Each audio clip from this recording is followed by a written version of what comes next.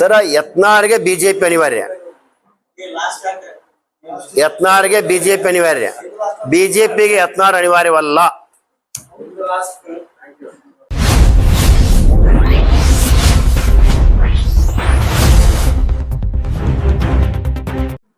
ಮಾಧ್ಯಮ ಮಿತ್ರರಿಗೆ ನಮಸ್ಕರಿಸಿ, ಈ ಪತ್ರಿಕಾಗೋಷ್ಠಿಯಲ್ಲಿ ಭಾಗಿಯಾದಂಥ ನಮ್ಮ ಭಾರತೀಯ ಜನತಾ ಪಕ್ಷದ ಮುಖಂಡರು, ವಕೀಲ ಸಂಘದ ಅಧ್ಯಕ್ಷರಾದಂಥ DG ಬರಾದ್ ವಕೀಲರಿಗೆ ನಮಸ್ಕರಿಸಿ, ಇವತ್ತು ಪತ್ರಿಕಾಗೋಷ್ಠಿ ಮಾಡುವ ಉದ್ದೇಶ,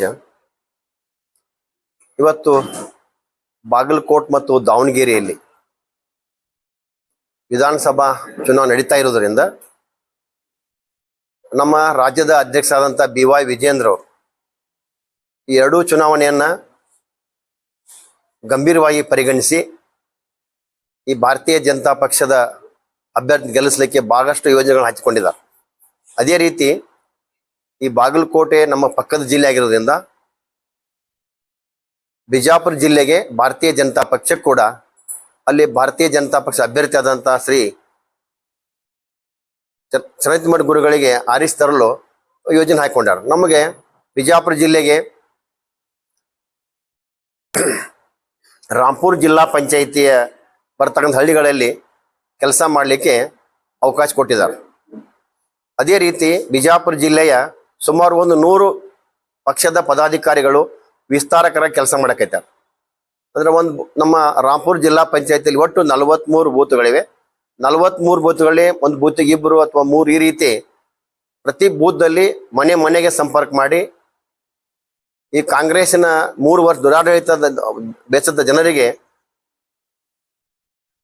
ಇವತ್ತು ಭಾರತೀಯ ಗೆಲುವಿಗಾಗಿ ಹೋರಾಟ ಮಾಡಕೈತಾರೆ. ಇವತ್ತು ರಾಜ್ಯದಲ್ಲಿ ಇವತ್ತು ಕಾಂಗ್ರೆಸ್ ಸರ್ಕಾರ ಬಂದು 3 ವರ್ಷದಲ್ಲಿ ಪೂರಾ ಯಾವ ವ್ಯವಸ್ಥೆ ಆಗಿ ಹೋಗಿದೆ. ಈಗ ಕಾಂಗ್ರೆಸ್ ಸರ್ಕಾರಕ್ಕೆ ನಾ ಏನು ಕೆಲಸ ಮಾಡಿ ಅಂತ ಹೇಳಕ್ ಕೆಲಸಗಳಿಲ್ಲ. ಆದ್ರೆ ಒಂದೇ ಒಂದು ಕೆಲಸ ಅವ್ರದ್ದು ಕೇಂದ್ರ ಸರ್ಕಾರ ಮೇಲೆ ಆರೋಪ ಮಾಡ್ತಕ್ಕಂಥದ್ದು. ಇವತ್ತು ನಾವು ಚುನಾವಣೆಯನ್ನು ಅಲ್ಲಿ ವೀಕ್ಷಣೆ ಮಾಡಿ ಬಂದಿದ್ದೀವಿ. ಅಲ್ಲಿ ಬಾಗಲಕೋಟೆ ಚುನಾವಣೆ ಯಾವ ರೀತಿ ಇವತ್ತು ಕಾಂಗ್ರೆಸ್ ಸರ್ಕಾರದ ಮುಖ್ಯಮಂತ್ರಿ ಇರ್ಬೋದು, ಮಂತ್ರಿಗಳಿರ್ಬೋದು, ಇವತ್ತು ಅಲ್ಲಿ ಬಿಡಾರ್ ಹೂಡಿದ್ದಾರೆ. ಬಾಗಲಕೋಟೆ ಜಿಲ್ಲೆಯ ಎಲ್ಲ ಹೋಟೆಲ್ಗಳಲ್ಲಿ ಕೂಡ ಅವ್ರ ವಾಸ್ತವ್ಯದ. ಅಲ್ಲಿ ಮತದಾರ ಹೆಸರಾಟ ಇಲ್ಲಿ ಬಿಜಾಪುರ ಜಿಲ್ಲೆ ಜನರು ಹೋದಾರ. ಅವರು ಆ ರೀತಿ ಒಂದು ಚುನಾವಣೆಯನ್ನು ಅವರು ಗೆಲ್ಲಬೇಕು ಅಂತಕ್ಕಂಥ ಒಂದು ಉದ್ದೇಶ ಇಟ್ಕೊಂಡು ಪ್ರಯತ್ನ ಮಾಡಕತ್ತಾರೆ. ಆದ್ರೆ ನಾನು ಇವತ್ತು ಪತ್ರಿಕಾಗೋಷ್ಠಿ ಉದ್ದೇಶ ಬಿಜಾಪುರದಲ್ಲಿ ಯಾಕೆ ಮಾಡಕತ್ತೇನಂದ್ರ, ಈ ಬಿಜಾಪುರ ಮತ್ತು ಬಾಗಲಕೋಟೆ ಅವಳಿ ಜಿಲ್ಲೆಗಳಿವು. ಮೊದಲು ಒಂದೇ ಜಿಲ್ಲೆ. ಬಿಜಾಪುರ ಮತ್ತು ಬಾಗಲಕೋಟೆಯ ಎರಡೂ ಜಿಲ್ಲೆಗಳ ಸಮಸ್ಯೆಗಳು ಸೇಮ್ ಅದಾವ, ಇನ್ನೂ ಬದಲಾವಣೆಗಳಿಲ್ಲ.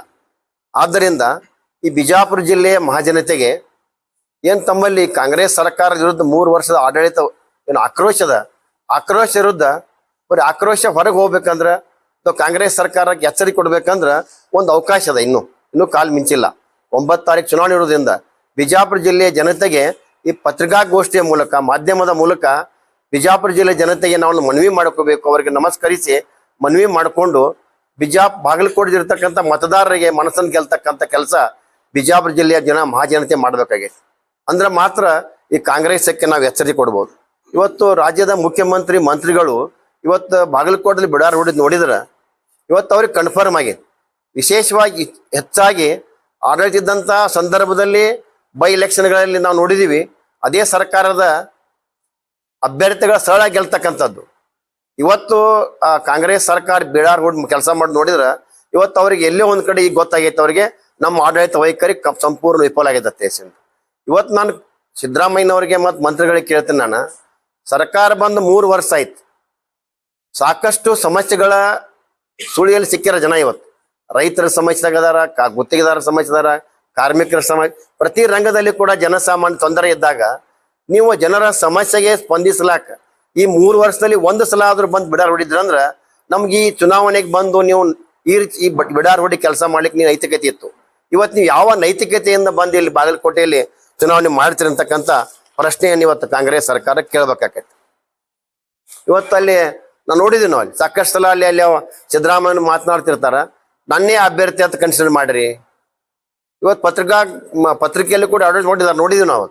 ಅಡ್ವರ್ಟೈಸ್ಮೆಂಟ್ ನಲ್ಲಿ ಅಭ್ಯರ್ಥಿ ಫೋಟೋನ ಹಾಕಿಲ್ಲ ನಾವು. ಅಂದ್ರೆ ಅವ್ರಿಗೆ ಗ್ಯಾರಂಟಿ ಅದ ಅಭ್ಯರ್ಥಿ ಆಯ್ಕೆನ ಅವ್ರಿಗೆ ಸರಿಯಾಗಿಲ್ಲ. ಕಾಂಗ್ರೆಸ್ಗೆ ಇವತ್ತು ಮನನೆ ಆಗೈತಿ. ಅದಕ್ಕೆ ಇವತ್ತು ನಾನೇ ಅಭ್ಯರ್ಥಿ ತಿಳ್ಕೊಂತಕ್ಕಂಥದ್ದು. ಮತ್ತು ನೀವು ಅಭ್ಯರ್ಥಿ ಅಂತ ತಿಳ್ಕೊಂಡ ನೀವು ಮತ ಕೇಳಿ ನಿಮ್ಮಲ್ಲಿ ನೈತಿಕತೆ ಏನದ? ಇವತ್ತು ತಾವೆಲ್ಲ ನೋಡಿದ್ವಿ ನಾವು ಬಿಜಾಪುರದಲ್ಲಿ, ಅದ ವಿಶೇಷವಾಗಿ ಬಿಜಾಪುರ ಮತ್ತು ಬಾಗಲಕೋಟೆಯಲ್ಲಿ ವಕಫಿನ ಕಾಯ್ದೆಯನ್ನು ದುರುಪಯೋಗ ಮಾಡ್ಕೊಂಡ ಈ ರೈತರ ಉತ್ತಾರಿಗಳ ಮೇಲೆ ವಕಫ್ ಸೇರಿಸ್ತಕ್ಕಂಥದ್ದು, ಇವತ್ತು ಮಠಮಾನ್ಯಗಳನ್ನ ವಕಫ್ ಸೇರಿಸ್ತಕ್ಕಂಥದ್ದು, ಇವೆಲ್ಲ ನೋಡಿದಾಗ ಇದೆಲ್ಲ ಮಾಡಿದಂತ ಒಂದು ದುರ್ಗಾ ಕಾರ್ಯಕ್ಕೆ ನಿಮಗೇನು ಓಟ್ ಹಾಕ್ಬೇಕ ಜನ ಅಂತಕ್ಕಂಥ ಪ್ರಶ್ನೆ ನಾವು ಹಾಕ್ಬೇಕಾಗೈತಿ. ಇವತ್ತು ಬಾಗಲಕೋಟೆ ಮತ್ತು ಬಿಜಾಪುರ ಜಿಲ್ಲೆಯ ನೀರಾವರಿ ನಿರ್ಲಕ್ಷ್ಯ ಮಾಡಿರಿ, ಅದ್ರ ಬಗ್ಗೆ ನಮ್ಮ ವಕೀಲರು ಸಾಕಷ್ಟು ವಿಷಯಗಳನ್ನ ಪ್ರಸ್ತಾಪ ಮಾಡ್ತಾರ. ಅದೇ ರೀತಿ ರಾಜ್ಯದಲ್ಲಿ ತಾವೇ ಅಧಿಕಾರ ತಿಳ್ಕೊಂಡಿರಿ 2,80,000 ಮತದಾರ ಪದವೀಧರ ಅದಾರ ಅಂತ ಹೇಳ್ತೀರಿ. ಆದ್ರೆ ಇವತ್ತು 3 ವರ್ಷದಲ್ಲಿ ನೀವು ಒಂದು ಕಾಲ್ಪಾರ ಮಾಡಕತ್ತಿಲ್ಲ. ವಿದ್ಯಾನಿಧಿ ತಿಳಿಸಿಂದ ಒಂದು ಪದವೀಧರಿಗೆ ಆಶೆ ಆಮಿಷನ ಒಡ್ಡಿ ಮತವನ್ನು ಪಡ್ಕೊಂಡ್ರಿ. ವಿದ್ಯಾನಿಧಿ ಪರಿಸ್ಥಿತಿ ಏನದ? ಇವತ್ತು ಬಜೆಟ್ನಲ್ಲಿ ನೀವು ಅದಕ್ಕೆ ಹಣನೇ ಇಟ್ಟಿಲ್ಲ ಅಂದಾಗ ನೀವು ವಿದ್ಯಾನಿಧಿ ₹1 ಕೂಡ ಪದವಿ ಬರ್ತಾ ಇಲ್ಲ. ಇದೆಲ್ಲ ನೋಡಿದಾಗ ಇವತ್ತು ಸರ್ಕಾರಿ ಆಸ್ಪತ್ರೆಗಳಲ್ಲಿ ನೋಡ್ಬೇಕು. ಇವತ್ತು ನಾನು ನೋಡಿದಾಗ ನಾನು ನೋಡ್ತಿರ್ತೀನಿ ಅಲ್ಲಿ ಸರ್ಕಾರಿ ಆಸ್ಪತ್ರೆಯಲ್ಲಿ ಬಂದಂತ ಬಡ ರೋಗಿಗಳಿಗೆ ಔಷಧಿಗಳನ್ನ ಆ ಸಂಬಂಧಪಟ್ಟ ರೋಗಕ್ಕೆ ಔಷಧ ಕೊಡ್ಬೇಕಾದದನ್ನ ಬಿಟ್ಟು ಅವರಲ್ಲಿ ಯಾವ ಸ್ಟಾಕ್ ಅದ ತಿಳ್ಕೊಂಡು ಔಷಧ ಬರತಕ್ಕಂಥ ಪರಿಸ್ಥಿತಿ ನಡೆದೈತೆ ಅಲ್ಲಿ. ಅಂದ್ರೆ ಆ ಟ್ರೀಟ್ಮೆಂಟ್ ಕೊಡ್ತಕ್ಕಂಥ ಔಷಧಿಗಳು ಆ ರೋಗ ಕೆಲಸನ ಮಾಡೋದಿಲ್ಲ. ಈ ರೀತಿ ಬಡ ರೋಗಿಗಳಿಗೆ ಕೂಡ ಇವತ್ತು ತೊಂದರೆ ಕೊಡ್ತಾ ಇದ್ರಿ. ಎಸ್.ಟಿ ನಿಗಮದ ಹಣ ದುರುಪಯೋಗ ಮಾಡ್ಕೊಂಡ್ರಿ. ಅದೇ ರೀತಿ ಅನ್ನ ಭಾಗ್ಯ ಒಂದು ಬಹಳ ದೊಡ್ಡ ಪ್ರಮಾಣದ ಹೇಳ್ಕೊತೀರಿ. 10 kg ಅಕ್ಕಿ ಕೊಟ್ಟು ಹೇಳ್ತೀರಿ. 10 kg ಅಕ್ಕಿ ಕೊಟ್ಟಿದ್ರೆ ನೀವು 5 kg ಅಕ್ಕಿ ಮಾತ್ರ ಬರ್ತಾ ಇದೆ. 5 kg ಅಕ್ಕಿ ನಿಮ್ದೇನದಲ್ಲ, ಕೇಂದ್ರ ಸರ್ಕಾರದ ನರೇಂದ್ರ ಮೋದಿ ಕೊಡ್ತಕ್ಕಂಥ ಅಕ್ಕಿಗೆ ಒಂದು ಕಾಲೇ ಚೀಲ ಅಷ್ಟೇ ನಿಮ್ದು. ದೊಡ್ಡ ಫೋಟೋ ಹಾಕೊಂಡು ಇವತ್ತು ಏನಾದ್ರ ಅದ್ರ ಲಾಭ ಪಡಿಬೇಕೈತ್ರಿ. ಈ ರೀತಿ ಒಟ್ಟಾಗಿ ನಾನು ಈ ಬಿಜಾಪುರ ಜಿಲ್ಲೆಗೆ ಜನತೆಗೆ ಮನವಿ ಏನಂದ್ರೆ ಎಲ್ಲ ಗುತ್ತಿಗೆದಾರ ಇರ್ಬೋದು, ಯಾಕಂದ್ರೆ ಸಾಕಷ್ಟು ಸರ್ಕಾರ ಟೆಂಡರ್ ಕರೆದ ತಮ್ಮಿಂದ ಇನ್ವೆಸ್ಟ್ಮೆಂಟ್ ಮಾಡ್ಕೊಂಡ ಆ ಬಿಲ್ ಕೊಡದಂತ ಪರಿಸ್ಥಿತಿ ಗುತ್ತಿಗೆದಾರ ಸಾಕಷ್ಟು ಇದ್ರಿ. ನೀವೆಲ್ಲ ಮನಸ್ಸು ಮಾಡ್ಬೇಕು. ಬಿಜಾಪುರ ಜಿಲ್ಲೆ ಗುತ್ತಿಗೆದಾರರು ಕೂಡ ಹೋಗ್ಬೇಕು ಬಾಗಲಕೋಟೆಗೆ. ನೀವೆಲ್ಲ ಇವತ್ತು ರೈತರಿಗೆ ಕೂಡ ಅನ್ಯಾಯ ಮಾಡಿದ್ರೆ ಎಲ್ಲಾ ರಂಗದ ವಿಫಲ ಆಗೈತಿ.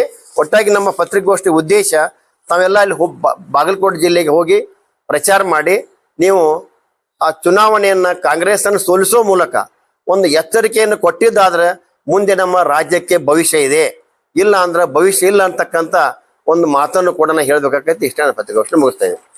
ಕಾಂಗ್ರೆಸ್ನವರು ಸಚಿವ ಸಂಪುಟ ಮುಖ್ಯಮಂತ್ರಿ ಬಂದಲ್ಲಿ ನಿಮ್ಮ ಪಕ್ಷದಿಂದ ಉಚ್ಚಾಟಿತ ಆದರನ್ನೆಲ್ಲ ದೊಡ್ಡ ನಾಯಕರನ್ನು ಕರ್ಕೊಂಡೋಗಿದ್ರಿ. ಸರ್, ನಾನು ಹೇಳ್ತಕ್ಕಂಥದ್ದು ಇವತ್ತು ಉಚ್ಚಾಟಿತ ಶಾಸಕ ಬಸನಗೌಡ ಪಾಟೀಲ್ ಯತ್ನಾಳರು ಇವತ್ತು ಪ್ರಚಾರಕ್ಕೆ ಹೋಗಿದ್ದಾರೆ. ಒಬ್ಬ ಜಿಲ್ಲಾ ಅಧ್ಯಕ್ಷನಾಗಿ ನಾನು ಒಂದು ಮತಕ್ಕೂ ಬೆಲೆ ಕೊಡ್ತಕ್ಕಂಥ ವ್ಯಕ್ತಿ. ಆದ್ರೆ ಪಕ್ಷ ಅವರಿಗೆ ನಾವು ಅಲ್ಲಿ ಕರೆದಿಲ್ಲ. ಅವರಾಗೆ ತನಗ ಆಪ್ತರು ಅಂತಕ್ಕಂಥ ಒಂದು ನೆಪ ಹೇಳ್ಕೊಂಡು ಪ್ರಚಾರ ಮಾಡ್ತಾ ಇದ್ದಾರೆ. ಅದಕ್ಕೆ ನಾವು ವಿರೋಧ ವ್ಯಕ್ತಪಡಿಸಕ್ಕೆ ಹೋಗೋದಿಲ್ಲ. ಆದ್ರೆ ಇವತ್ತಿನ ಸಂದರ್ಭದಲ್ಲಿ ಬಸನಗೌಡರಿಗೆ ಒಂದು ಕೆಲವೊಂದು ಮಾತು ಹೇಳಿ ಇಚ್ಛೆ ಪಡ್ತೀನಿ. ಯಾಕಂದ್ರೆ ನಮ್ಮ ದೇಶದ ಹೆಮ್ಮೆ ಪ್ರಧಾನಿ ನರೇಂದ್ರ ಮೋದಿ ಅವರು ಈ ದೇಶ ದೊಡ್ಡ ಶಕ್ತಿಯಾಗಿ ಹೊರಹೊಮ್ಮಿದ್ದಾರೆ. ಇವತ್ತು ಇಡೀ ಭಾರತೀಯ ಜನತಾ ಪಕ್ಷ ಅವರನ್ನ ಗುರುವಿನ ಸ್ಥಾನ ನೋಡಕತ್ತೈತಿ ಇವತ್ತು. ಆದ್ರೆ ಅವ್ರಕ್ಕಿಂತ ದೊಡ್ಡವರಲ್ಲ ಬಸನಗೌಡ, ದೊಡ್ಡವರಲ್ಲ. ಬಸನಗೌಡ ದೊಡ್ಡ ವ್ಯಕ್ತಿ ಅಲ್ಲ, ನರೇಂದ್ರ ಮೋದಿ ದೊಡ್ಡ ವ್ಯಕ್ತಿ ಏನಲ್ಲ. ಇವತ್ತು ಒಬ್ಬ ಯುವಕ 45 ವರ್ಷದ ನಿತಿನ್ ನಬೀನರನ್ನ ರಾಷ್ಟ್ರೀಯ ಅಧ್ಯಕ್ಷನಾಗಿ ಮಾಡಿದಾಗ ಇವತ್ತು ನಮ್ಮ ದೇಶದ ಪ್ರಧಾನಿ ನರೇಂದ್ರ ಮೋದಿಜಿಯವರು ಎಂಥ ದೊಡ್ಡ ವ್ಯಕ್ತಿತ್ವ ಅವ್ರದ್ದು. ಅವ್ರು ಎಂಥ ಮಾತನ್ನು ಹೇಳಿದ್ರು ಅಂದ್ರೆ ನಿತಿನ್ ನಬೀನ್ ಅವರಿಗೆ ರಾಷ್ಟ್ರೀಯ ಅಧ್ಯಕ್ಷರಿಗೆ ಈಸ್ ಮೈ ಬಾಸ್ ಅಂದ್ರು. ಆದ್ರೆ ಇವತ್ತಿನ ಸಂದರ್ಭದಲ್ಲಿ ನಾನು ಬಸನಗೌಡಪ್ಪ ಯತ್ನಾಳರಿಗೆ ಮನವಿ ಮಾಡ್ತಾ ಇದ್ದೀನಿ. ನೀವು ಎಲ್ಲಿ ಆ ರಾಜ್ಯಾಧ್ಯಕ್ಷ ಒಂದು ಹುದ್ದೆ ಅಂತಕ್ಕಂಥದ್ದು ಅದು ಸ್ವಯಂ ಘೋಷಿತ ಹುದ್ದೆ ಅಲ್ಲ. ನೀವು ಸ್ವಯಂ ಘೋಷಿತವಾಗಿ ಮುಖ್ಯಮಂತ್ರಿ ಅಂತ ಅಂದ್ಕೋತೀರಿ, ಆ ಥರ ಅಲ್ಲ ಅದು. ಅವ್ರ ರಾಷ್ಟ್ರೀಯ ನಾಯಕರೇ ಅದನ್ನ ಆ ಸ್ಥಾನವನ್ನು ತುಂಬಿದಾರೆ ಅವರಿಗೆ. ನೀವು ರಾಷ್ಟ್ರೀಯ ನರೇಂದ್ರ ಮೋದಿಯವ್ರ ಬಗ್ಗೆ ಒಳ್ಳೆ ಮಾತನಾಡ್ತೀರಿ, ರಾಷ್ಟ್ರೀಯ ನಾಯಕರ ಬಗ್ಗೆ ಒಳ್ಳೆ ಮಾತನಾಡಿ ನೀವು ರಾಜ್ಯಾಧ್ಯಕ್ಷರಿಗೆ ಕೆಟ್ಟದಾಗಿ ಮಾತನಾಡ್ತೀರಿ ಅಂದ್ರೆ ಇದು ಯಾವ ಲೆಕ್ಕ? ಇಂಡೈರೆಕ್ಟ್ ಆಗಿ ನೀವು ಪಕ್ಷಕ್ಕಿನೇ ಬೇದಂಗ, ಇವತ್ತು ನರೇಂದ್ರ ಮೋದಿ ಅವ್ರಿಗೆ ಬೇದಂಗ.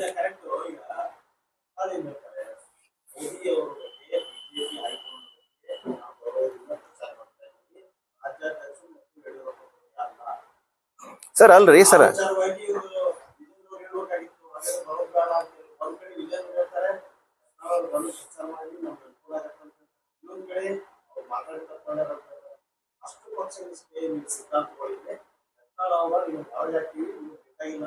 ಸರ್ ಒಂದು ಮಾತನ್ನ ಹೇಳ್ತೀನಿ ನಾನು. ಸರ್ ನಾನು ಒಂದು ಮಾತು ಹೇಳ್ತಾ ಇದ್ದೀನಿ ನಿಮ್ಗ. ಈಗ ಬಸನಗೌಡ ಪಾಟೀಲ್ ಯತ್ನಾಳ್ ಬಿಡ್ರಿ ಇವತ್ತು. ಒಬ್ಬ ಕಾಂಗ್ರೆಸ್ಸಿನ ಮತದಾರ ಅಲ್ಲ ಅವ್ನು ಬಿಡೋದು ಬೇಡ, ಅವ್ನು ಹಿಡ್ಕೊಂಡು ಹೇಳ್ತೀನಿ ನಾನೀಗ. ಅಲ್ಲ ಅವ್ನು ಹಿಡ್ಕೊಂಡು ಸರ್ ಅವ್ನು ಹಿಡ್ಕೊಂಡು ಹೇಳ್ತಾ ಇದ್ದೀನಿ. ಒಬ್ಬ ಕಾಂಗ್ರೆಸ್ಸಿನ ಮತದಾರ ಇವತ್ತ ಕಾಂಗ್ರೆಸ್ಸಿನ ಮತದಾರ ಕಾಂಗ್ರೆಸ್ ಪಕ್ಕ ಕಾಂಗ್ರೆಸ್ ಅವ್ ಎಲ್ಲೇ ಒಂದ್ ಕಡೆ ನೋವಾಗಿ ಇವತ್ತು ನಾ ಬಿಜೆಪಿಗೆ ಓಟ್ ಹಾಕ್ತಂದ್ರೆ ಬ್ಯಾಡ್ನಕ್ಕಾಕೈತೆ. ರಾಜ್ಯಾಧ್ಯಕ್ಷ ಬೇಡ, ನಾ ಜಿಲ್ಲಾ ಚುನಾವಣೆ ಬ್ಯಾಡ್ನಕ್ಕಾಗೋದಿಲ್ಲ. ಓಟ್ ಹಾಕೋದು ಅದು ತಪ್ಪು ಕಲ್ಪನೆ. ಯಾಕಂದ್ರ ಬಸನಗೌಡ ಪಾಟೀಲ್ ಯತ್ನಾಳರನ್ನ ಗೆಲ್ಲಿಸಿದಂತ ಬಹಳಷ್ಟು ಭಾರತೀಯ ಜನತಾ ಪಕ್ಷದ ಬಿಜಾಪುರದ ಕಾರ್ಯಕರ್ತರು ಇವತ್ತ ಚುನಾವಣೆಯಲ್ಲಿ ಅಲ್ಲಿ ಬಾಗಲಕೋಟೆ ಚುನಾವಣೆಯಲ್ಲಿ ಭಾಗಿಯಾಗಿದ್ದಾರೆ. ಬಸನಗೌಡ ಗೆಲ್ಲಿಸಿದಂತವ್ರೆ ಕಾರ್ಯಕರ್ತರು ಹೋಗಿದ್ದಾರೆ. ಬಸನಗೌಡರಿಂದ ನಾನು ಹೇಳುವಂತ ಮಾತು, ಒಂದು ಫೋಟೋನು ಕೂಡ ಇಂಪಾರ್ಟೆಂಟ್ ಅಂತಕ್ಕಂಥ ವ್ಯಕ್ತಿ ನಾನು. ಬಸನಗೌಡರಿಂದ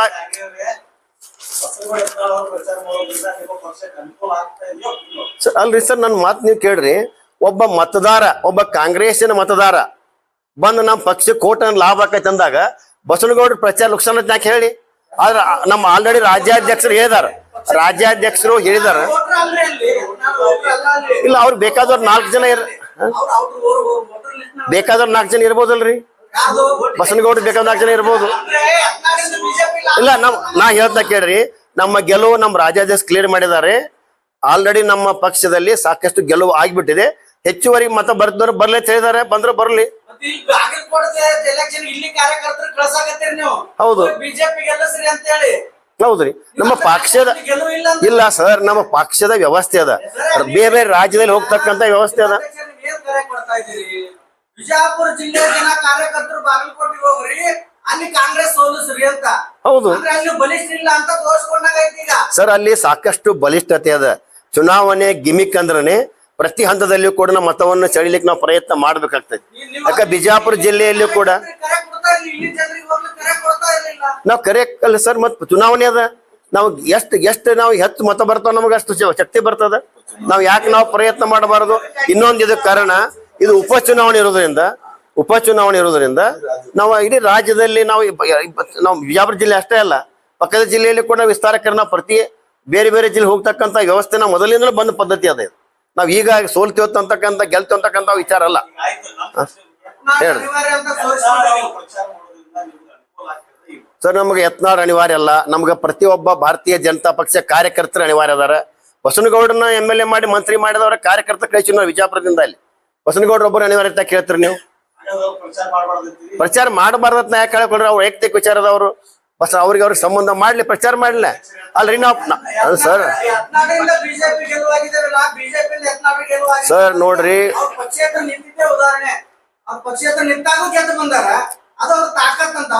ನಾ ಹೇಳ್ತಾ ಇದ್ದೀನಿ, ಪಕ್ಷೇತರ ಚುನಾವಣೆಗೂ ಇವತ್ತಿನ ಚುನಾವಣೆಗೂ ಗಜ ಅಂತರ ಅದು. ಪಕ್ಷೇತರ ಚುನಾವಣೆ ನಿಲ್ತಕ್ಕ ಸಂದರ್ಭದಲ್ಲಿ ಅವ್ ನಡವಳಿಕೆಗಳ ಲೆಕ್ಕದನೇ ಬೇರೆ ಇತ್ತು, ಇವತ್ತಿನ ನಡವಳಿಕೆ ಲೆಕ್ಕ ಬೇರೆ ಅದ.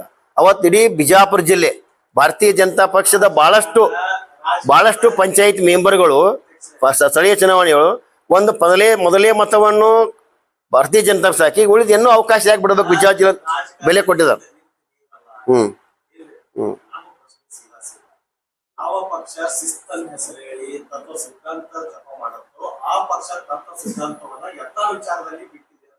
ಸರ್ ನೋಡ್ರಿ, ಭಾರತೀಯ ಜನತಾ ಪಕ್ಷ ಅವರ ಮನೆಗೆ ಹೋಗಿ ನಾವು ಅನಿವಾರ್ಯ ಅದ, ನಾವು ಗೆಲ್ಲಬೇಕಾಗೈತೆ ಹೇಳಿ ನಾವು ಮನವಿ ಕೊಟ್ಟಿಲ್ಲ. ಅಭ್ಯರ್ಥಿ ಅವರು ವೈಯಕ್ತಿಕ ಸಂಬಂಧ ಮೇಲೆ ಅವ್ರು ಚುನಾವಣೆ ಮಾಡಿದಾರ. ಅಭ್ಯರ್ಥಿಯವ್ರು ಕರೆದಿಲ್ಲ ಸರ್. ಅಭ್ಯರ್ಥಿಗಳ ಪತ್ರಿಕಾಗೋಷ್ಠಿ ಸಾಕಷ್ಟು ಕೇಳಿದ್ ನೋಡ್ರಿ ನೀವು. ಅವ್ರ ಪತ್ರಿಕಾಗೋಷ್ಠಿಯಲ್ಲಿ ಮಾಧ್ಯಮದವ್ರು ಕೇಳಿದ ಪ್ರಶ್ನೆಗೆ ಅವ್ರು ತಾವಾಗಿನೇ ನಾನು ಚುನಾವಣೆ ಮಾಡಕ್ ಬರ್ತೀನಿ ಅಂದಾರ. ಮಾಡಕ್ ಬ್ಯಾಡತ್ತ ಯಾರು ಹೇಳ್ತಾರೆ ಹೇಳಿ ಸರ್? ಚುನಾವಣೆ ಮಾಡಕ್ ಬಂದಾಗ ಯಾರು ಬೇಡ ಹೇಳ್ತಾರೆ? ನಿಮ್ ರಾಜ್ಯಾಧ್ಯಕ್ಷರಾದಾಗಿ ರಾಮುಲು ಅವರು ಸಹಿತ ಯತ್ನಾಳ್ ಬರಬೇಕು, ರಮೇಶ್ ಜಾರಕಿಹೊಳಿ ಅವರು ಸಹಿತ ಯತ್ನಾಳ್ ಬರಬೇಕು. ಸರ್, ನಿಮ್ಮ ಕೇಳಿದ ಪ್ರಶ್ನೆಗಳಿಗೆ ಉತ್ತರ ಅದನ್ನೇ ಕೊಡ್ಬೇಕಾಗೈತಿ. ನಾವು ಬೇಡ ಹೇಳಕ್ ಆಗುದಿಲ್ಲ.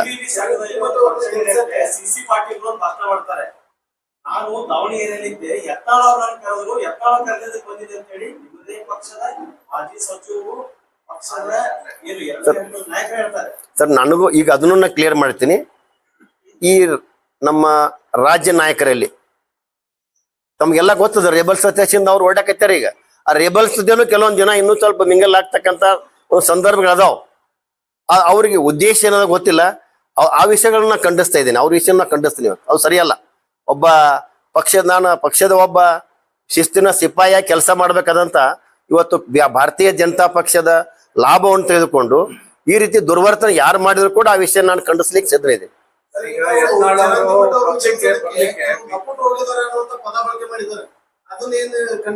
ಸರ್ ನೋಡ್ರಿ, ಇವತ್ತ ಬಸನಗೌಡರು ಯಾರಿಗೆ ಲಪುಟ್ ಅಂದಾರಂದ್ರ, ಇವತ್ತ ಬಸನಗೌಡರಕ್ಕಿಂತಲೂ ಸೀನಿಯರ್ ಭಾರತೀಯ ಜನತಾ ದುಡ್ದಂತ ವ್ಯಕ್ತಿ ವಿಜಯಪುರದಾಗ ಅದಾರ. ಬಸನಗೌಡ್ರು ಏನ್ ಆಗ್ಬೇಕಾಗಿಲ್ಲ ಅಂತ, ಬಸನಗೌಡಕ್ಕಿಂತ ಸಾಕಿ ದುಡ್ದಂತ ವ್ಯಕ್ತಿಗಳು ಏನೇನು ಆಗ್ಬೇಕಾಗಿತ್ತು. ಅವರ ತ್ಯಾಗದ ಫಲದಿಂದ ಇವತ್ತು ನೀವು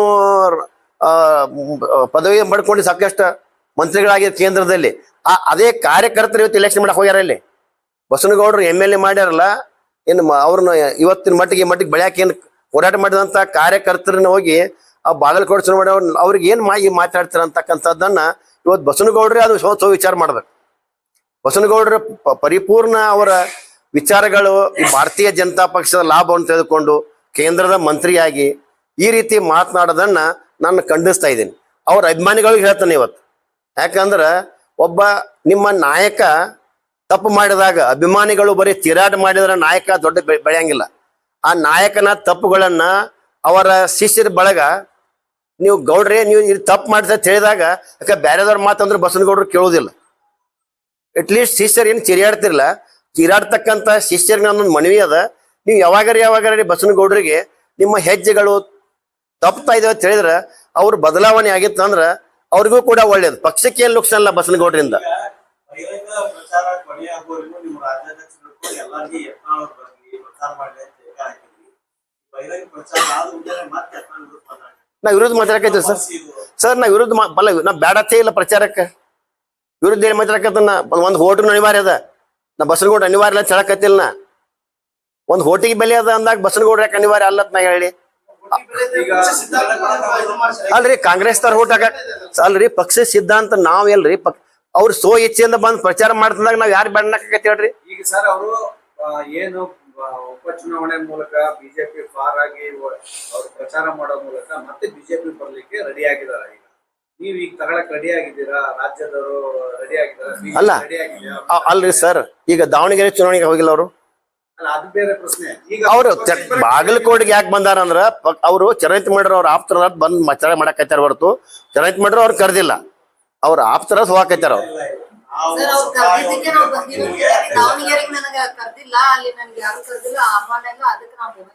ನೋಡ್ರಿ ಅಲ್ಲ, ಮತ್ ಪಕ್ಷಕ್ಕೆ ಸೇರ್ಪಡೆ ವಿಚಾರ ಯಾಕೆ ಚರ್ಚೆ ಮಾಡ್ತೀರಿ ಈಗ? ಅಲ್ಲ ಸರ್, ದಾವಣಗೆರೆಗೆ ಹೋಗಿದ್ದು ಎಲ್ಲ ಕಡೆ ಸಿಗಾಡಿದ್ರೆ ಪಕ್ಷ ಚರ್ಚೆ ಮಾಡೋದು. ಒಬ್ರು ಆಪ್ತರ ಹೋಗಿದಾರ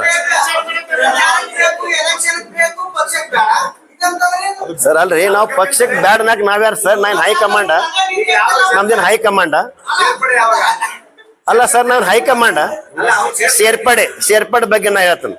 ಬಿಜಾಪುರ ಜಿಲ್ಲೆಯ ಜಿಲ್ಲಾಧ್ಯಕ್ಷನಾಗಿ ಸೇರ್ಪಡೆ ಆಗೋದಿತ್ತಂದ್ರ ಸೇರ್ಪಡೆ ಮಾಡ್ಕೊಳ್ಳೋದು ನನ್ನ ಕಡೆ ಇಲ್ಲ, ಅಥವಾ ಬಿಡುದು ನನ್ನ ಕಡೆ ಇಲ್ಲ, ಹೈಕಮಾಂಡ್ ಇದೆ.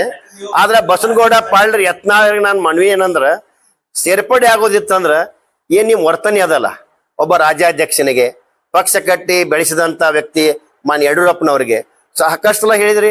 ಯಡಿಯೂರಪ್ಪನ ಮರುಜನ್ಮ ಕೊಟ್ಟರು ಪಕ್ಷಕ್ಕೆ ಕರ್ಕೊಂಡಂತ ಹೇಳಿದಂತ ನೀವು ಸಂದರ್ಭ ಅನುಸಾರವಾಗಿ ಮಾತನಾಡದೆ ಸಿದ್ಧಾಂತದ ಮೂಲಕ ಮಾತನಾಡಿ ಪಕ್ಷದಲ್ಲಿ ನೀವು ಬರ್ರಿ ಬೇಡಂಗಿಲ್ಲ ಈ ರೀತಿ ಬಂದ್ರ ನಾನು ಕೂಡ ಇರೋದು. ಅದಕ್ಕೆ ಈ ಪಕ್ಷಕ್ಕೆ ಬರೋದಾದ್ರ ಯಾವ ರೀತಿ ಬರ್ಬೇಕು, ಪಕ್ಷ ಸಿದ್ಧಾಂತಗಳು ಒಪ್ಕೋಬೇಕು.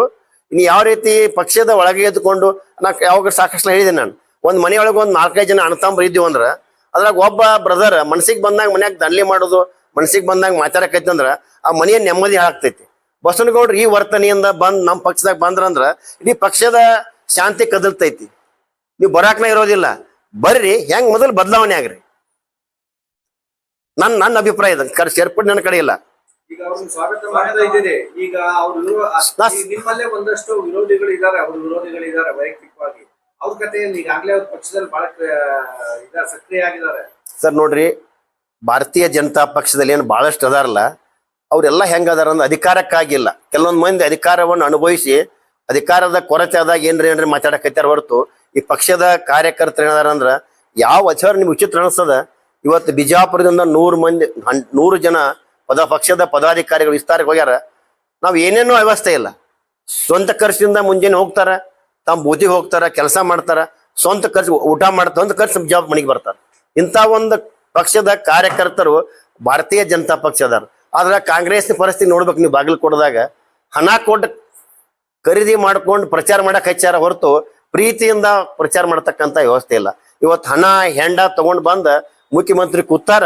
ಆದ್ರೆ ಅವ್ರಿಗೆ ಇನ್ನೂ ಕೂಡ ಕಾನ್ಫಿಡೆಂಟ್ ಬರಕ್ ಸಾಧ್ಯ ಇಲ್ಲ ಅನ್ನುವಂಥ ವಾತಾವರಣ ಬಾಗಲಕೋಟೆ ಜಿಲ್ಲೆ ಒಳಗದ. ಬಾಗಲಕೋಟೆ ಮತಕ್ಷೇತ್ರ ಅದ, ದಾವಣಗೆರೆ ಮತಕ್ಷೇತ್ರ. ಇಷ್ಟು ಬೇಗ ಬಿಜೆಪಿ ಮರಳಕ್ಕೆ ಯಾಕೆ ಇಂಡೈರೆಕ್ಟ್ ಆಗಿ ಪ್ರಯತ್ನ ಮಾಡ್ತಾರೆ? ಸರ್ ಅಂತ ಚರ್ಚೆ ಇಲ್ಲ. ನೀವು ಯಾಕಂದ್ರೆ ನೀವು ಮಾಧ್ಯಮದವ್ರು ಅಷ್ಟೇ ಮಾಡಕತ್ತೀರಿ. ನಿಮ್ಮವ್ರೇ ಹೇಳ್ತಾ ಇರೋದು, ಮಾಧ್ಯಮದವರಲ್ಲ. ರಮೇಶ್ ಜಾರಕಿಹೊಳಿ ಅವರು, ರಾಮನವರು ಕರ್ಕೊಂಡ್ ಬರ್ತೀವಿ ಅವ್ರನ್ನ, ಹಿಂದಿನ ನಾಳೆ ಬರ್ತಾರೆ, ಅವ್ರು ಬರೋದ್ರಿಂದ ಪಾಟೀಲ್ ಸರ್ ಅವ್ರು ವೈಯಕ್ತಿಕ ಯಾರು ತಾವು ಬೇಕಾಗಿ ಮಾತಾಡಬಹುದು. ಆದ್ರೆ ಪಕ್ಷದಲ್ಲಿ ಅಂತ ಚರ್ಚೆಗಳು ಏನು ನನಗೆ ತಿಳ್ಬಿಟ್ಟು ನಡೆದಿಲ್ಲ. ನಿಮ್ಮ ವೈಯಕ್ತಿಕ ಹೇಳಿ ನಮ್ಗೆ. ವೈಯಕ್ತಿಕ ನೋಡಿ ಸರ್, ವೈಯಕ್ತಿಕ ನಾ ಇಲ್ಲ.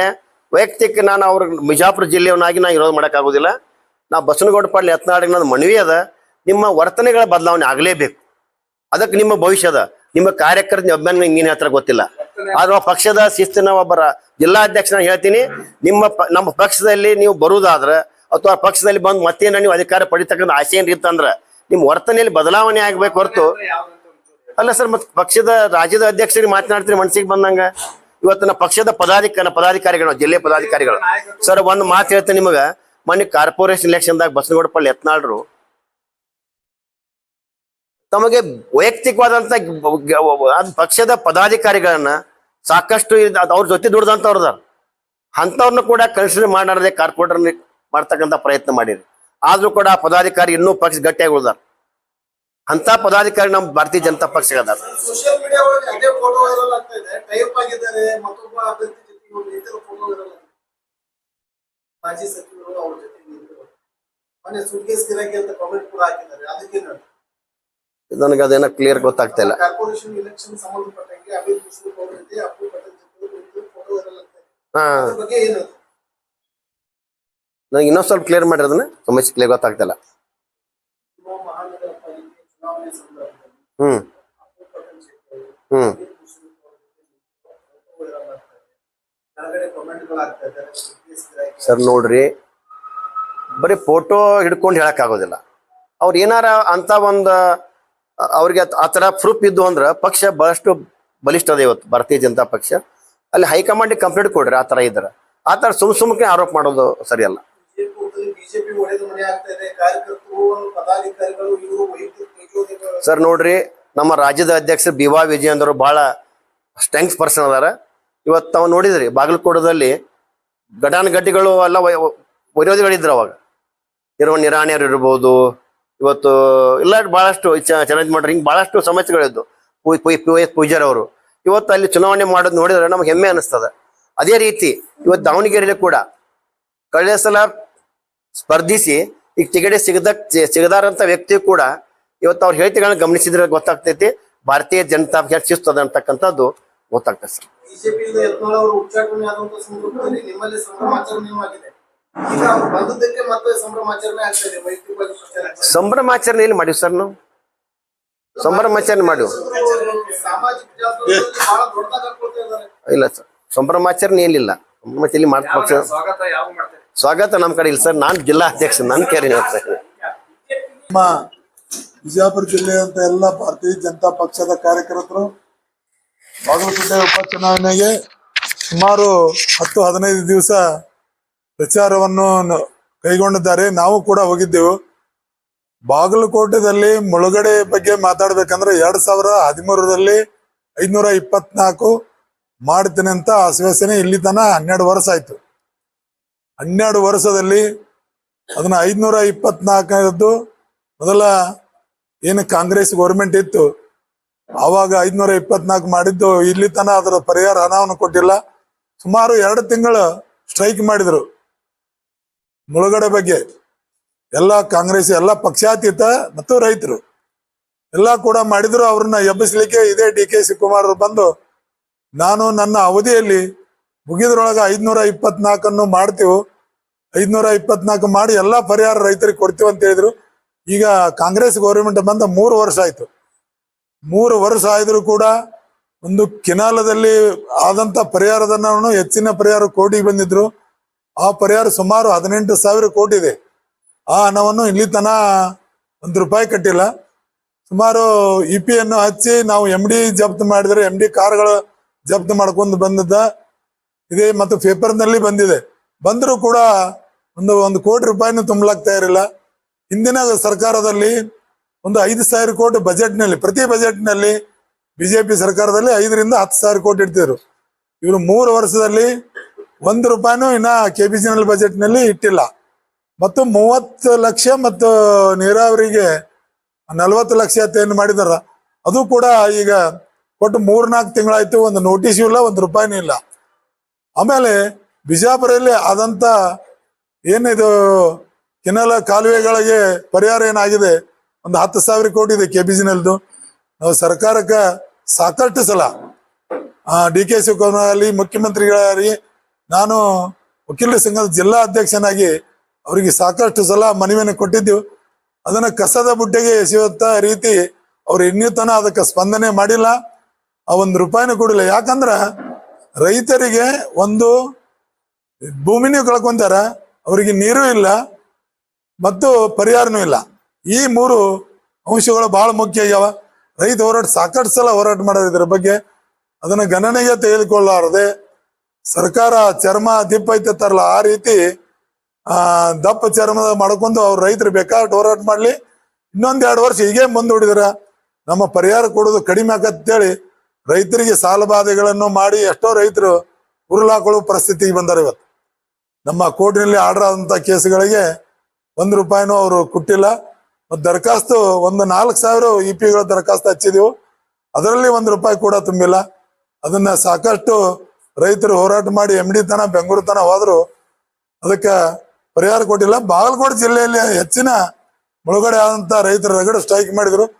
ಇವತ್ತಿನ ಈ ಚುನಾವಣೆ ಉಪಚುನಾವಣೆ ಸಲುವಾಗಿ ಬಾಗಲಕೋಟೆ ಎಲ್ಲ ರೈತರಿಗೆ ಮತ್ತು ಬಿಜಾಪುರ ಎಲ್ಲ ರೈತರಿಗೆ ನಾವು ಕೇಳೋದು ಇಟ್ಟೇ ಅದ, ಈ ಸರ್ಕಾರ ಈ ಉಪಚುನಾವಣೆ ಬಂತಂತಲ್ಲ, ಈ ಸರ್ಕಾರ ₹1 ಇಲ್ಲಿ ತನ KBCNL ನೀರಾವರಿಗೆ ಇಟ್ಟಿಲ್ಲದ ಸಂಬಂಧ ಇದೇ ಒಂದು ಚುನಾವಣೆಯನ್ನು ಮುಂದಿಟ್ಟುಕೊಂಡು ಬಿಜೆಪಿಯನ್ನು ಗೆಲ್ಲಿಸಿದ್ರೆ ಅವರಿಗೆ ಎಚ್ಚರಿಕೆ ಗಂಟೆ ಕೊಟ್ಟಂಗಾಗುತ್ತೆ. ಇಡೀ ರಾಜ್ಯದಲ್ಲಿ ಒಂದು ಕಾಂಟ್ರಾಕ್ಟರ್ಗಾಗ್ಲಿ ಯಾರಿಗೇ ಆಗ್ಲಿ ಇಲ್ಲಿ ತನ ಅಭಿವೃದ್ಧಿಯೊಳಗೆ ಒಂದು ರೋಡ್ ಆಗ್ಲಿ ಕೆಲಸ ಇಲ್ಲ. ಸಾಕಷ್ಟು ನಮ್ಮ JD ಅಂಗಡಿಯವರು ಈಗಾಗಲೇ ಹೇಳಿದ್ದಾರ. ಇದ್ರ ಬಗ್ಗೆ ಯಾರು ಈ ಉಪಚುನಾವಣೆ ಬಗ್ಗೆ ಇದೇ ಸಿದ್ದರಾಮಯ್ಯನವರು ಬಾಗಲಕೋಟೆಗೆ 5 ದಿವಸ ಬಂದೋಗಿ 5 ದಿವಸದಲ್ಲಿ ಒಂದರೆ ನೀರಾವರಿಗೆ ನಾವು ಈ ರೀತಿ ಕೊಡ್ತೀವತ್ತ ಒಂದು ಮಾತು ಇಲ್ಲಿ ತನ ಹೇಳಿಲ್ಲ. ಬರೇ ಏನು ಹೇಳ್ತಾರ, ಊಹಾಪೋಹಗಳನ್ನ ಹೇಳ್ತಾರ. ನಮ್ಮ ಸರ್ಕಾರ ಕೊಟ್ಟಿದ್ದೀವಿ ಅಂತ ಹೇಳಿದಾರಲ್ಲ ಮೊನ್ನೆ ಸಂಪುಟದಲ್ಲಿ. ಅದು ನಿಮ್ಮ ರೆಕಾರ್ಡ್ದಲ್ಲೇ ತೋರಿ, ಇದರಲ್ಲಿ ರೆಕಾರ್ಡ್ದಲ್ಲಿ ಅಧಿವೇಶನದಲ್ಲಿ ಘೋಷಣೆ ಆಗಿದೆ, ಅದು ಜಾರಿಗೆ ಬಂದಿಲ್ಲ. ಇನ್ನೊಂದು ಹೇಳ್ತೀನಿ. ಮೊನ್ನೆ ಏನೋ 5 ಚೆಕ್ ಕೊಟ್ಟರಲ್ಲ, ಅದು ಚೆಕ್ ಬೌನ್ಸ್ ಸಹಿತ ಆಗ್ಯಾವ. ಅದನ್ನ ತಂದಿಲ್ಲ ರಿಕಾರ್ಡ. ಮೊನ್ನೆ 4 ಚೆಕ್ ಕೊಟ್ರು ಬಂದ, ನಾವು 30 ಲಕ್ಷ 40 ಲಕ್ಷ ನೀರಾವರಿ ಮಾಡಿವಿ, ಇಂಥ ರೈತರಿಗೆ ಕೊಟ್ಟಿವಿ ಅಂತೇಳಿ. ಸರ್, ಈಗ ನಿಮ್ ಬಿಜೆಪಿ ಪರ ಏನ್ ಪ್ರಚಾರ ನಡೆಸ್ಯಾರ, ಇದೇ ನೀರಾವರಿಗೆ ಭಗೀರಥ ಪ್ರಶಸ್ತಿ ಕೊಟ್ಟರೆ MP ಪಾಟೀಲ್. ಭಗೀರಥ MP ಪಾಟೀಲ್ ಪ್ರಶಸ್ತಿ ಕೊಡೋರು ನೀರಾವರಿ ನೀರಾವರಿ ಹೌದೌದು. ಬಿಜೆಪಿ ಇದ್ದಾಗೆ ಬರದ ನಾಡಿನ ಭಗೀರಥ ಅಂತ ಅದು ಕೊಟ್ಟಿದ್ದಾರೆ. ನಾವು ಹೇಳುದು MP ಪಾಟೀಲ್ ಇಲ್ಲಿ ತನ ಅವಾಗ ಏನ್ ನೀರಾವರಿ ಮಂತ್ರಿ MP ಪಾಟೀಲ್ ಇದ್ರಲ್ಲ, ಅವ್ರಿದ್ದಾಗ ಏನು ಕಾಮಗಾರಿಗಳು ಕೆಲಸ ಆಗ್ಯಾವ, ದುಡ್ಡು ಬರ್ತಾ ಇತ್ತು ಬಿಜೆಪಿ ಗೌರ್ಮೆಂಟ್ ಅಲ್ಲಿ. ಅದು ಈಗ DK ಶಿವಕುಮಾರ್ ಜಲಸಂಪನ್ಮೂಲ ಎರಡನೇ ಟೈಮ್ ಆದ್ದು. ಅವ್ರು ಆದಾಗ ಉತ್ತರ ಕರ್ನಾಟಕ ₹1 ಕೊಟ್ಟಿಲ್ಲ, ಕೊಡಗುಟ್ಟು ಇಲ್ಲ. ಇದೇ ಎತ್ತಿನ ಒಳಗೆ ಮೊನ್ನೆ ಬಜೆಟ್ ನಲ್ಲಿ ರೊಕ್ಕ ಇಟ್ಟಾರೆ. ನಮ್ಮ KBCNL ₹1 ಇಟ್ಟಿಲ್ಲ. ಅದನ್ನ ಪೂರಾ ಅವರು ಡಾಕ್ಯುಮೆಂಟರಿ ತೋರ್ಸತ್ ಹೇಳು, ಬರೇ ಹೇಳಿದ್ರ ಅಲ್ರಿ, ಇನ್ನೂ ರೊಕ್ಕ ಬಂದಿಲ್ಲ ಕೋರ್ಟ್ನಲ್ಲಿ. ಅಲ್ಲ, ಇಟ್ಟಿದ್ದೇನೆ ಅಂದ್ರ ಅವ್ರಿಗೆ ಜನರಿಗೆ ರೊಕ್ಕ ಬರ್ಬೇಕಲ್ಲ. ನೀವು ಬರೇ ಇಟ್ಟಿದ್ದೇನೆ ಅಂದ್ರೆ ಹೇಳಿದ್ರಿ. ಬಿಜೆಪಿ ಅವ್ರ ಗೌರ್ಮೆಂಟ್ ಇದ್ದಾಗ ಈ ತೊಂದರೆ ಯಾವ ರೈತರಿಗೆ ಬಂದಿಲ್ಲ. ಅವ್ರು ಸುಮಾರು 5,000 ಕೋಟಿ ಇಟ್ಟಿದ್ರು ಬಿಜೆಪಿ.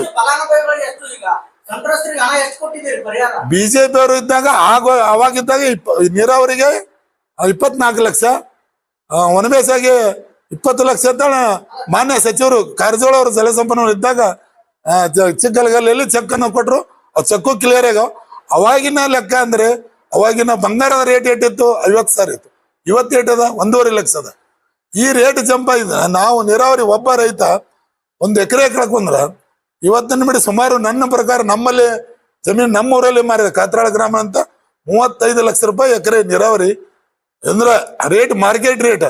ಇದೇ 50 ಲಕ್ಷ ರೂಪಾಯಿ ಚಿಕ್ಕಲಗಲ್ಲಿ ಅಲ್ಲಿ ಜಂಬಿಯಲ್ಲಿ 50 ಲಕ್ಷ ರೂಪಾಯಿ ರೇಟ್ ಆಗಿದಾವ್. ಮತ್ತೆ ನಿಮ್ಮ ಹಣ ಎಲ್ಲಿ ಕೊಟ್ರಿ? ನಿಮ್ಮ ಹಣ 40 ಲಕ್ಷ ರೂಪಾಯಿ 1 ಎಕರೆನೂ ಬರೋದಿಲ್ಲ. ಅಲ್ಲ ಒಪ್ಪಿದಾರೆ ಅಂದ್ರೆ ರೈತರು ನೀವು ಸರ್ಕಾರದವರು ಮಾಡ್ರಿ, ಬಟ್ ಎಷ್ಟೋ ಸಾಲ ಬಾಧೆಯನ್ನು ಮಾಡಿರ್ತಾರೆ ರೈತರ. ಆ ಸಾಲ ಬಾಧೆ ಸಂಬಂಧ ಒತ್ತಾಯದ ಮೇರೆಗೆ ಒಪ್ಪಿಕೊಂಡದ್ದು.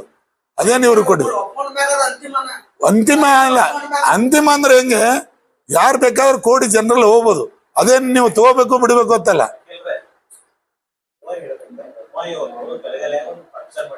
ಹೌದು ಹೌದು ಹೌದು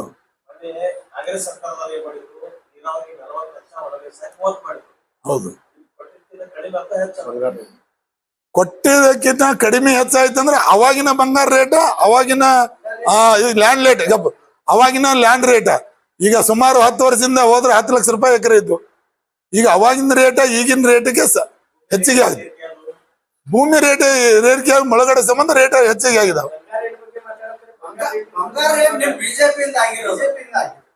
ಬಂಗಾರ ರೇಟ್ ಬಿಜೆಪಿಯಿಂದ ಆಗಿದೋ ಯಾವ ಸರ್ಕಾರದಾಗಿದೋ ಅದು ಹೇಳ್ಬೇಡ್ರಿ. ಬಿಜೆಪಿಯಿಂದ ಯಾಕಂದ್ರ ನಾ ಹೇಳುದೇನಂದ್ರ ಬಿಜೆಪಿ ಸರ್ಕಾರದಲ್ಲಿ ಮುಳುಗಡೆ ಅಂತ ರೊಕ್ಕ ಯಾವ ರೈತರಿಗೆ ಉರುಳಾಕೊಳ್ಳುವಂತ ಪರಿಸ್ಥಿತಿ ಆ ಸರ್ಕಾರದಲ್ಲಿ ಇಟ್ಟಿಲ್ಲ. KPCನಲ್ಲಿ 5,000 10,000 ಪ್ರತಿ ಬಜೆಟ್ ನಲ್ಲಿ ಇಡ್ತಿದ್ರು. ನೀವು ಇಟ್ಟಿದ್ದಾನೆ ಹೊಳೆ ತಗೊಂಡ್ರಿ. ಎಂದು ಕಾಂಗ್ರೆಸ್ ಗೌರ್ಮೆಂಟ್ ಅವತ್ತು ಆರಿಸಬೇಕಲ್ಲ, ಒಂದೇ ತಿಂಗಳ ಅಮೌಂಟ್ ಹೊಳೆ ತಗೊಂಡ್. ಯಾವಾಗ? ಹಾ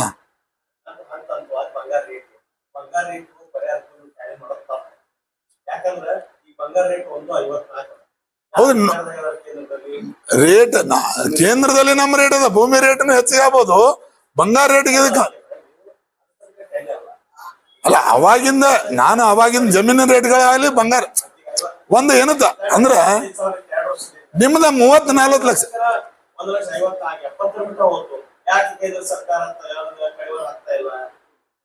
ಕೇಂದ್ರ ಸರ್ಕಾರ ಕಡಿವಾಣ ಆಗ್ತಿಲ್ಲ ಅಂದ್ರ ನಾನು ಹೇಳೋದಿಟ್ಟೆ, ಜಮೀನು ರೇಟ್ ಆಗಲಿ ಇವತ್ತು ಬಂಗಾರ ಅಂದ್ರ ಒಂದು ಬಡ ಜನ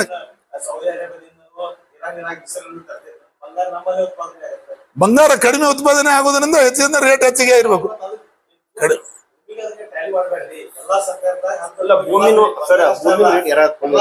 ಅಲ್ಲ ಜಮೀನ್ ರೇಟ್ಗಳು ಮುಳುಗಡೆ ಏರತ್ತೆ. ಇನ್ನೊಂದು ಹೇಳ್ತೀನಿ, ಇದು ಇನ್ನೊಂದು ತಾರತಮ್ಯ ಮಾಡಿದೆ.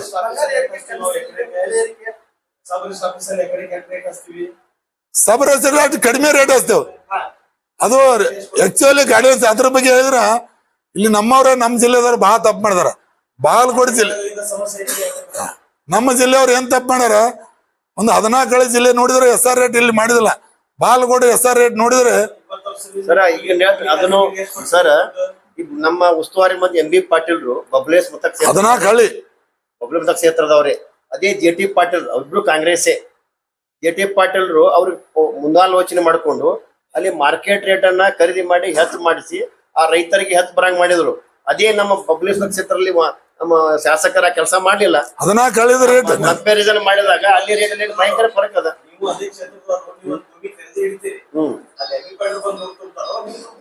ಯಾವ್ದ್ರಿ ಖರೀದಿ ಹಿಡಿದ ದುಡ್ಡನ್ನು SR ರೇಟ್ ಹೆಚ್ಚು ಅವ್ರು ಮಾಡ್ಬೇಕಲ್ಲ ಗೌರ್ಮೆಂಟ್. ಇಲ್ಲ ರೈತರು ತುಂಬ್ತಾರ. ಜವಾಬ್ದಾರಿ ಇದ್ದವ್ರು ಮಾಡ್ಬೇಕಂತ ಕೆಲಸ ಅಲ್ಲ ರೈತ ಮಾಡಿದಾರ.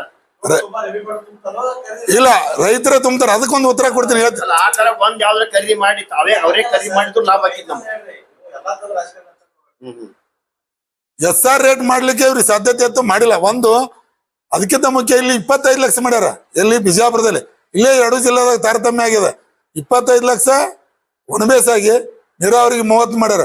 ಅಲ್ಯಾಕ 30-40 ಮಾಡಿದ್ರಿ, ಇಲ್ಯಾಕ 25-30 ಮಾಡಿದ್ರಿ? ಇದು ತಾರತಮ್ಯ ಅಲ್ಲ. ಅಲ್ಲಲ್ಲ ಇದು ಜಮೀನ್ ಅಟ್ಟೆ ಬೆಳೆದ ಕಬ್ಬ ಇವರು 50 ಟನ್ ಬೆಳಿತಾರ. ಬಾಜುವಳಿ ನಮ್ಮ ಜಮೀನೇ ಸಿಗ್ತಾ ಇಲ್ಲ. ಇಲ್ಲಿ ಬೇಕಾದ್ರೆ ಹೇರಳವಾಗಿದೆ, ಹಂಗಾಗಿ ಇಲ್ಲಿ ರೈಟ್ ಕಡಿಮೆ, ಅಲ್ಲಿ ಜಾಸ್ತಿ. ಅದು ಅಲ್ಲ, ಅದು ಆಗ್ಲೇಬಾರ್ದು. ಯಾಕೆ ಜಮೀನು ಒಂದೇ ಇದ್ದಾಗ ಈಗ ಈಗ ನಿಮ್ಮಲ್ಲಿ ಅಲ್ಲಿ ಸರ್ಕಾರ ನಿಮ್ದೇ ಅದ, ಮಹಾರಾಷ್ಟ್ರ ದೊಡ್ಡ ಸರ್ಕಾರ ನಿಮ್ದೇ ಅದ, ಕೇಂದ್ರ ನಿಮ್ದೇ ಅದ, ನಿಮ್ಮ ಮಿತ್ರ ಪಕ್ಷ ಅದ. ಹೋಗ್ತಿಂದ ಅದನ್ನ ಸಮಸ್ಯೆ ಬಗೆಹರಿಸಕ್ ಆಗ್ತಾ ಇಲ್ಲ.